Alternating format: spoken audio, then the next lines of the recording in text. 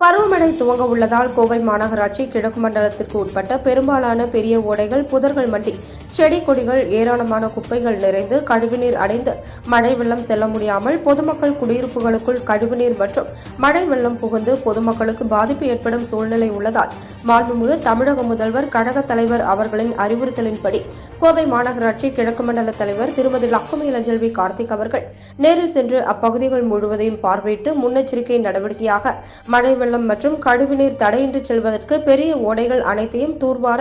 போர்க்கால அடிப்படையில் உரிய நடவடிக்கை எடுக்க வேண்டும் என்று மாநகராட்சி அதிகாரிகளிடம் அறிவுறுத்தினார். உடன் மாமன்ற உறுப்பினர்கள், வட்டக்கழக பொறுப்பாளர்கள், கழக நிர்வாகிகள் மற்றும் திரளான பொதுமக்கள் கலந்து கொண்டனர்.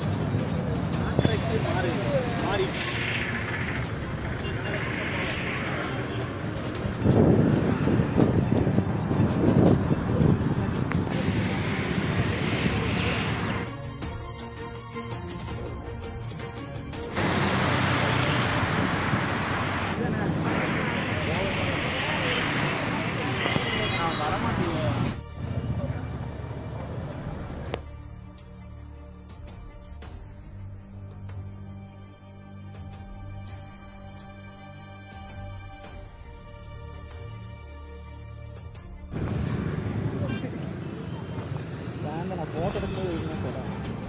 இங்கே இருக்கிறதுலையே மிகப்பெரிய பிளாக் இந்த இடத்துல தான் தண்ணியே போகாது, சுத்தமாக தண்ணியே போகாது, இங்கே வரைக்கும் வரும்.